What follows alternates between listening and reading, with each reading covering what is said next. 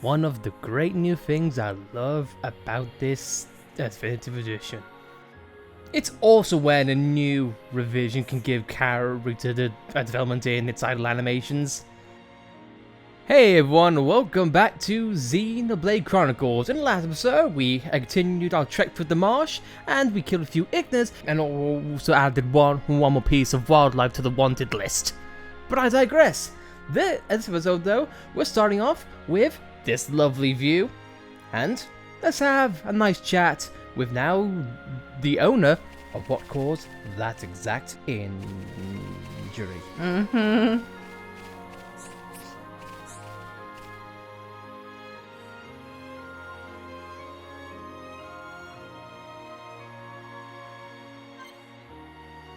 The Shimmering Marsh.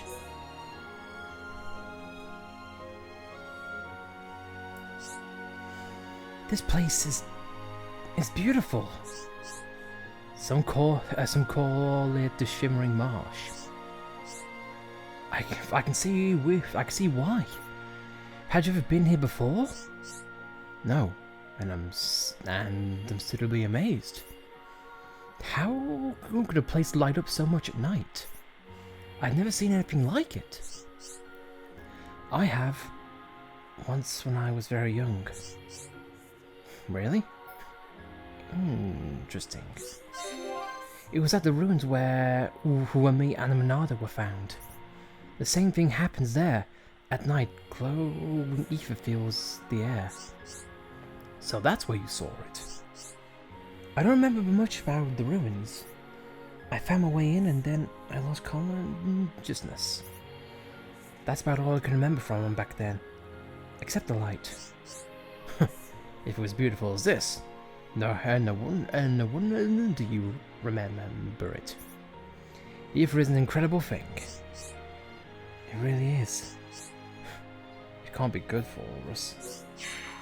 Why do you think that? There's no evidence to support it. It's just a feeling. Nothing more. Actually, we haven't made any big leaps in research in this field, so it's still possible. It was just a passing thought. Don't take it so seriously, Shulk. But you're right, Dunban. It has to be worth spending research to study it.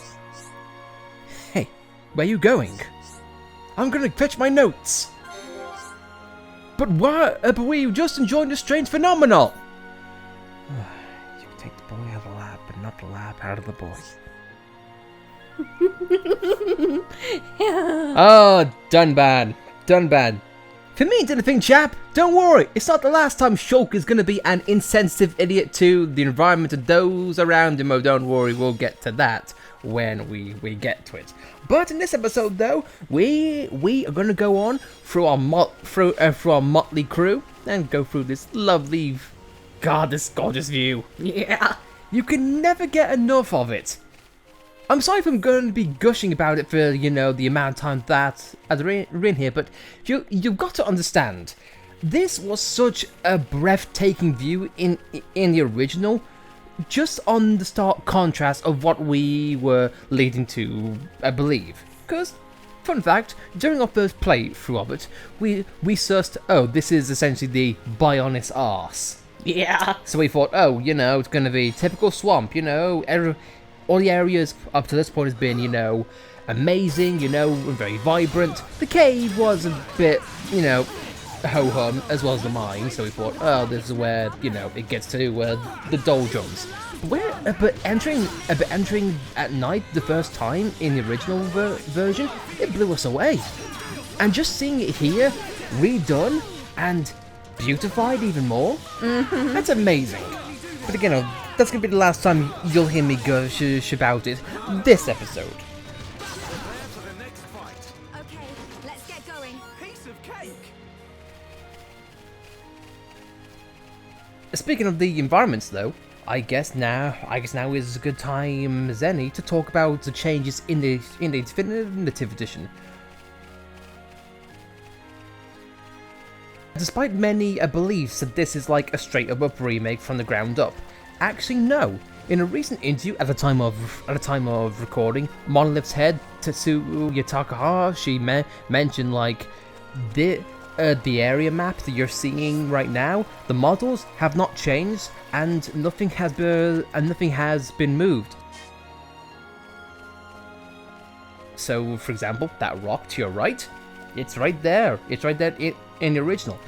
Every texture mapping, though, has been updated. So, not only is it more efficient, it also looks gorgeous, and it was less of a hassle to develop. Because I can only imagine what Xenoblade purists, not saying anyone, would say, hey, this log right next to me, it was 1 centimeter to the left in the original. That ruins the feng shui.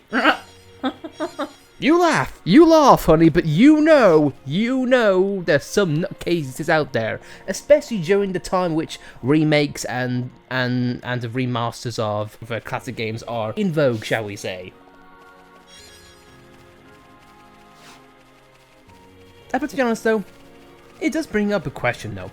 What would you want to remaster of next? For me, Xenosaga. It's gotta be up there. Yeah. Especially since, you know, hello, we're British people who've, well, you know, screw it, like I said now, we are British people who say, you know, we kind of want the full Xenosaga mythos, if that's okay. And Xenogears too. Yeah, but let's not hope out on that, because we've got to deal with the other mons, and so that is Square Enix.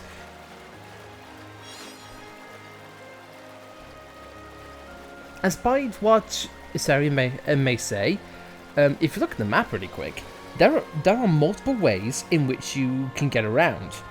I mean, there's a bridge over top there. Trust me, we don't go over there yet. Yeah. But if you get a large view, of the map really quick, yeah, sure. This is not the only way up. There's multiple ways.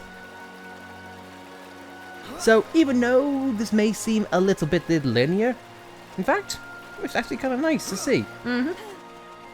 And guys, if you couldn't tell already, the colour schemes, the lighting, the trees, the almost aquatic ambience, yeah, this is definitely an inspiration for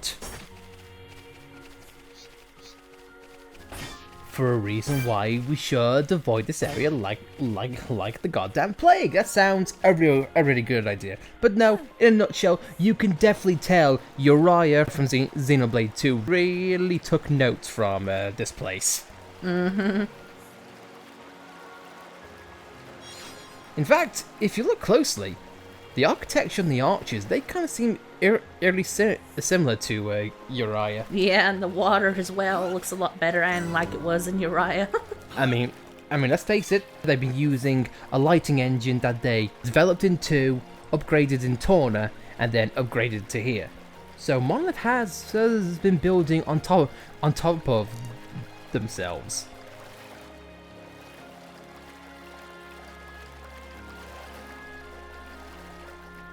I say though, quite a nice view. You know what? It's gonna get even better. Not the visuals gonna change, it's just our company is gonna get better.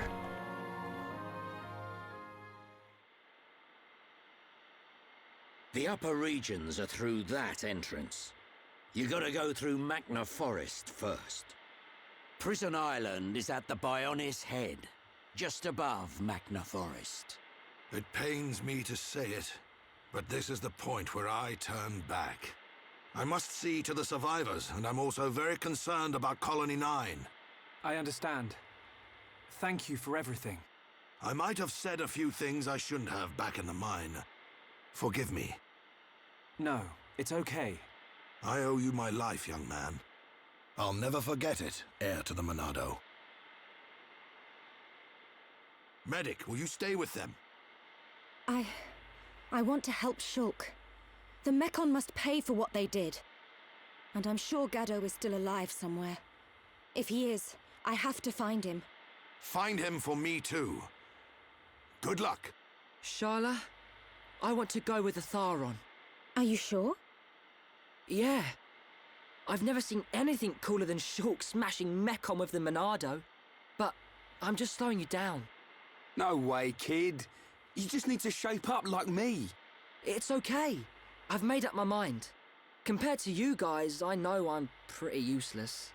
But that's cool, because I know what I can do. I'm gonna go back to the colony and help the survivors rebuild their lives. You'll do us proud, kid. Good luck, Juju. Thanks. Shulk, Ryan, keep Sharla safe for me.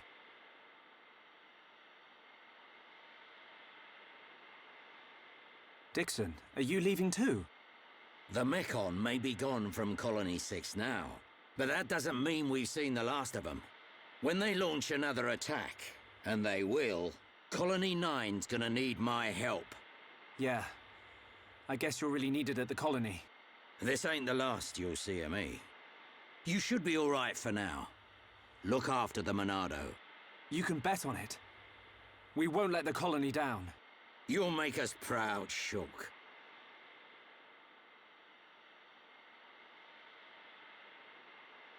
You, on the other hand, need to buck up your ideas. How else are you gonna protect Shulk? Thanks for the heads up, Dixon. Good luck. See ya.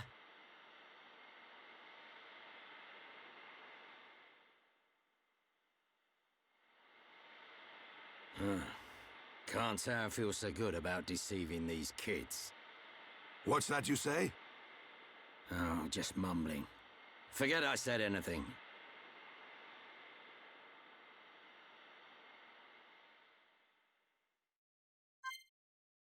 Okay. Here's where I get negative. Pretty useless, you say? Pretty pointless? Pretty redundant? Pretty goddamn annoying? And this is when we get to, in my honest opinion, one of the most tedious elements of the game, but we'll get into that at another time. Right now, I want to talk about goddamn Juju. But before I do, before I go insane, let's talk to the cute little Nopon and suscept my rage. Oh, amazing. I didn't think Homo would come here. There are lots of ancient high-end ruins around here. You come here to find rare things to sell? Oh, huh? We'll go to top of Beta Bionis. I tell you how for 3. You need to do an ancient high-end coming of age ceremony. You know about it. It tests for high-end boys to come men in olden days. First you find 4 offering scattered crowns Satorl. Then put on adulthood emblem in front of Satorl statues. That will open path to top of Bionis. This is the only way. It's dangerous to go alone. Be careful. And now we get the overarching quest of our time. I've got to say, us Never Merchants can sell you everything you need. Please buy. He is essentially a shop. Hypothetical shop. But now, let's talk about the goddamn Juju. Right. When we first meet him, he's just meandering around, and then he's assaulted by a couple of Ardents. Yeah. Correct? Mm-hmm. You'd think he's going to Colony 6. However, when we found Juju, he was nowhere near Colony 6. Dare I say, he was going the opposite direction. To Colony 9! He was going the wrong way. Strike one for the little git, wasting our time and being anti-productive to what his goal would be. Not only does he get in trouble and run off, crash a buggy, what? Like half mile away from the camp? How in the hell was he supposed to infiltrate Colony 6 when he can't even start drive properly? He got through rugged terrain, but yet somehow crashed on a bog standard simple bridge. How in the fuck do you do that? And I know some people say, oh, well, Juju's a minor character, you know, he's not really important. Oh, don't worry, I'll get into that in due time. But here's the thing, did we need Juju? No. Because what was Juju relegated to? He was a simple plot device. she was relegated to a damsel in distress. Yeah. So that's how it is. Given up the sword already? No, that's not it at Here's the thing. Let him have a go, Dunban. This game already proved that this game does not need a damsel in distress. In fact, the first time we see a damsel in distress, she's going in a mech, going head on into a goddamn mechon and dying to save her friends. Damsel in distress, my ass! Fiora was a badass. My god! And Dunban drowned apparently, but not only that. How would you have done the transition between the Binus leg to Conning 9? Hey, don't rush off. Don't make a launch, my god! And then I've been getting careless. What the hell was that? I've been getting careless. Furthermore, Jesus Christ. Okay, yeah, new enemy type right there. Oh, that is a torter. But you don't want to engage in them yet for reasons that you could probably guess on your own. Here, that's a Flammy. Nothing big except from a heavily offensive boy. But oh no, I'm not done with Juju. Sod that shite. Okay, now how would you integrate, the transition between the Binus leg to the mine and therefore, Zor and whatnot? Here's the thing. You could have had Charlotte be really adamant in finding Gado. And one of the ways in which you could do that is say, like, I know Gado's alive, but I've heard nothing back, and I need to go and make sure that everyone I care about is okay. And during that time, Charlotte could have met a fall through the mine, and just simply simply mention, if they're hiding out, they're going to be in the central pit. That's the most confusing aspect of the mine. Well, I guess we're doing this then. Thank you, goddamn Flammy. This is Hammer Fishner. Its bread and butter is kick rush. Well, one of its bread and butter. Basically, multi-hit combo with physical attributes. But Dunban gives no crap. You know why? Because we need to talk about Spirit Breath. And essentially, if he's got a buff, he can buff himself up to be quicker than it, and also give himself a power boost as well. Basically, Dunban finds ways of taking a negative into a positive, like how what I'm trying to do with goddamn Juju. Yeah. And this is his talent art. It causes daze in one single shot. None of this blow down and daze crap, just straight up daze.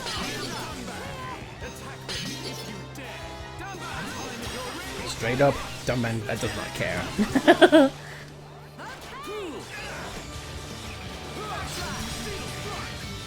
If we're able to get past his kick rush and sniping shots, this guy would go down like a sack of Rhine hammers. It's something I noticed earlier when I was picking up that element in the cave. They did a post-battle dialogue, but when I picked up the chest, it wasn't interrupted.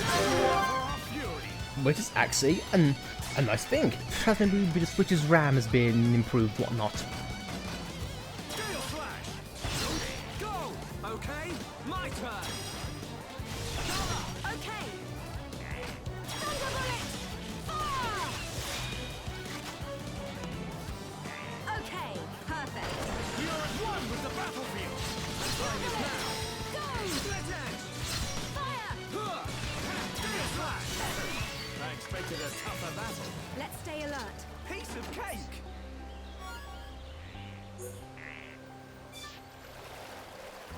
And all but done. But now, as we go on, let's go back to Juju, because I like pummeling this little git to the ground in a metaphorical sense. You could have just mitigated Juju from the plot completely, saying, look, I want to find everyone because I care about them. Ryan Sharla, Ryan and Shulk say, you know what, we're going to Colony 6-2 and the metal face Mechon might be there, so you know what, go for it. There was no point of Juju. It just put him in a simple damsel in distress aspect. But this game is above that in writing, in tone, in every single aspect. Yeah. I just don't get why. It also doesn't help that the fact that he hasn't fought at all, he's just whined, he's complained, he's just been a nuisance. And to cap it all off, how does he rate himself? Pretty useless. Pretty useless. Yeah, I'm pretty much a waste of time. And I know some people are going to argue that, oh, but you know, that isn't his actual role. You have a point. His other role is even more stupid, and I argue even makes him even less likable. But still,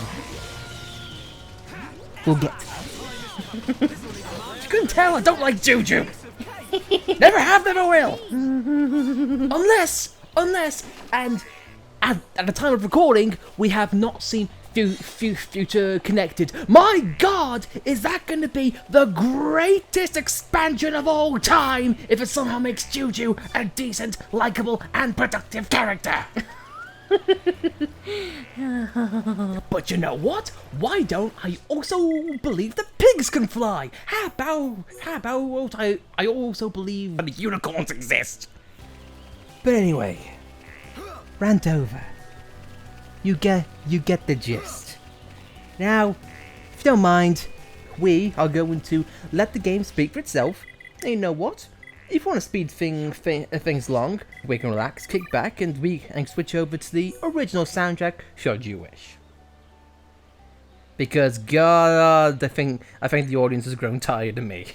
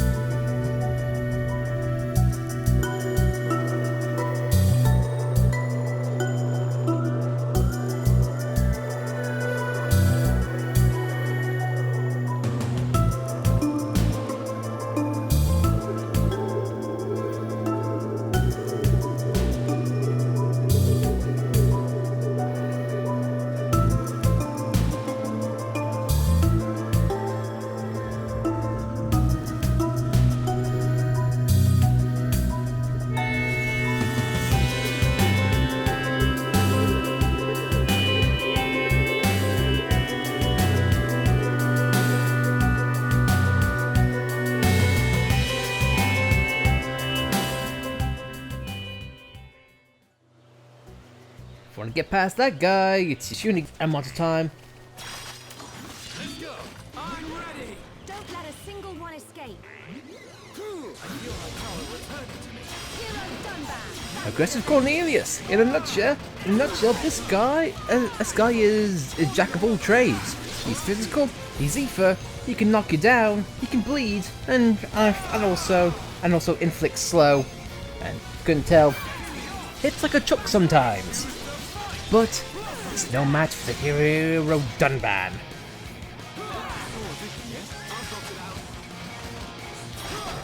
Simply put, joke sucks. In the original game, a vision would cancel out Blossom Dance. Nope, and that's what I love. Another quality of life improvement is that this game, if you input a command, guess what? It sticks with it. For the most part. But yeah, sure. If you got coverage for the things that I mentioned, but also have coverage for big combo because that's what he uses to love the most, you're pretty much all good and fine.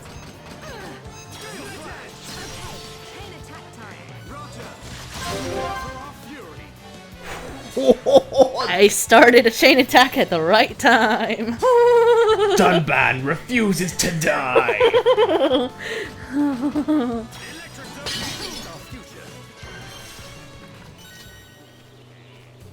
Everyone got a level up, and we got a few good bits and pieces from that. Now there's only one more to go, and we'll get to you right now.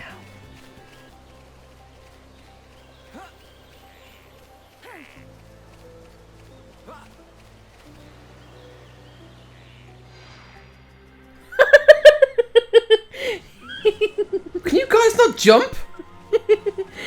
I don't think the AIs can, because whenever I jump off a ledge, they get confused. But they jumped fine in the mine. You're too busy taking notes to jump. What?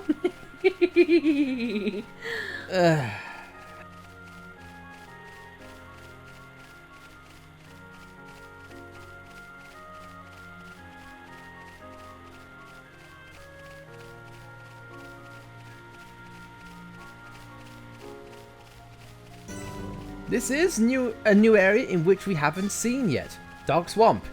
If you look downwards, not nice. Hurt Dunban's tootsies just a little bit, and this is where a new implied challenge comes into play. Now, what you can do is you can just brute force it, like what we're doing, or if you look off to the side to your right there, we'll show some due times when we get closer.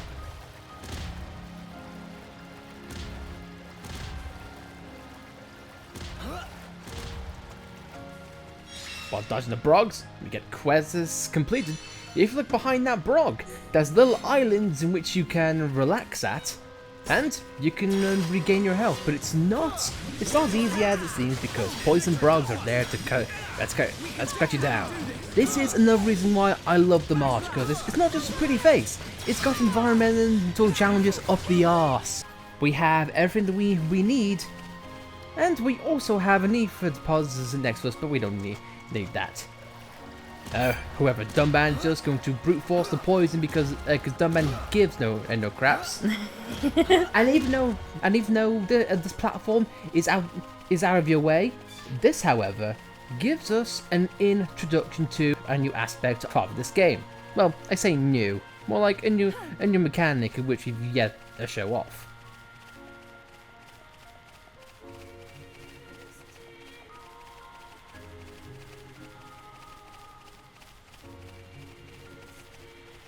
In a hidden area, way off the beaten path, Shining Pond.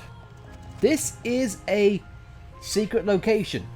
It's just like finding similar landmarks, except it's worth a lot more EXP and more bonuses, and it always is a fast travel point. Let's be honest, pretty good sight too. Yeah. Pretty good sight. But now, I feel like it's time to end. So, thank you all for watching this massive rant on Juju and the marsh. Wow, it truly is the bite on this arse. Because Juju makes it a pain in the arse.